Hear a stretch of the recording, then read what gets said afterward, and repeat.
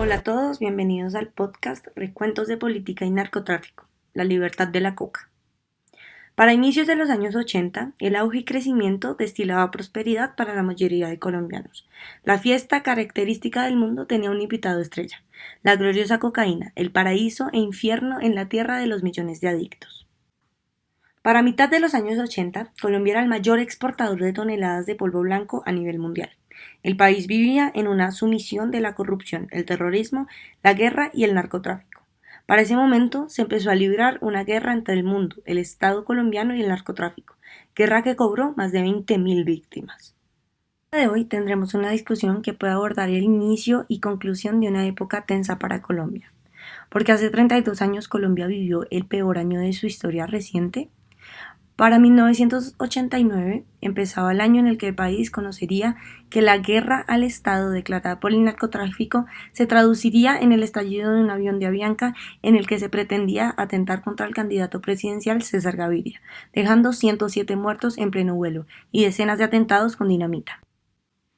Acto seguido, para el mismo año, el país se estremeció por el asesinato del candidato favorito a convertirse en el siguiente presidente de Colombia, Luis Carlos Galán Sarmiento.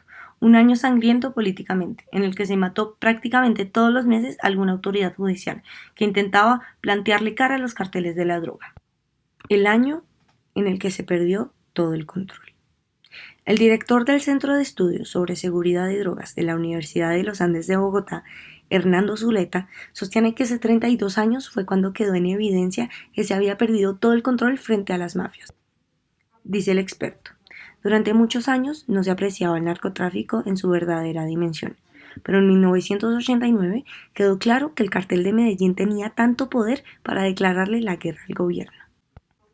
El narcotráfico ya había sido capaz de asesinar a un ministro de Justicia, Rodrigo Lara Bonilla, en el 84, pero para el 1989 demostró que no tenía límite alguno en cuanto a sus objetivos militares, ni en la cantidad de dinamita que usaba en sus atentados.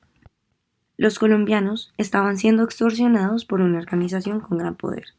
Ya no se podía gozar de una vida social o caminar sin el temor de cruzarse con una bomba.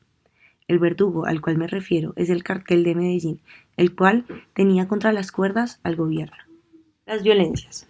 La violencia del momento contenía elementos como la consolidación del paramilitarismo, el auge de la guerra de los carteles de Medellín y Cali y la aparición del narcoterrorismo, a partir de la llegada de mercenarios extranjeros para entrenar al crimen organizado.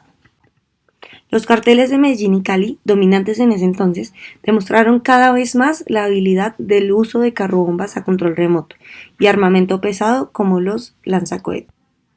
Como punto débil se multiplican los asesinatos selectivos de jueces y magistrados. Las instituciones gubernamentales eran muy débiles y el aparato judicial precario.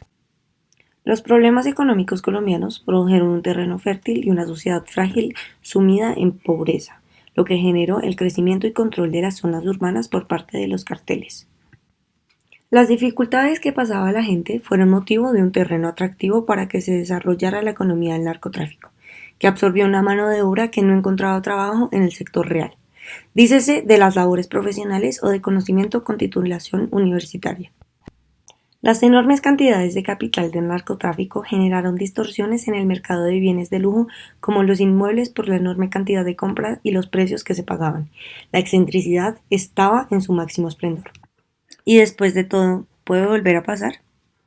El 89 puede concluirse con el inicio de la persecución y deterioro del cartel de Medellín. Su desarticulación se empieza a dar con la caída de poderosos como Gonzalo Rodríguez Gacha, alias el Mexicano, lugarteniente de Pablo Escobar, generando un punto de no retorno al poner como vulnerables a los narcos intocables. Es difícil que ocurra y que Colombia viva un año con tal cantidad de atentados y violencia como en el 89, ya que el crimen organizado cuenta con nuevas dinámicas que buscan pasar de la calle y con la mayor discrecionalidad y sigilo para no llamar la atención de las autoridades. Es muy posible que no vuelvan a surgir organizaciones narcotraficantes como los carteles de Medellín o Cali. Es exorbitante el consumo. Cargamentos con toneladas caen diariamente. Queridos oyentes, es importante no continuar con estos legados. La historia perdura y no se olvida.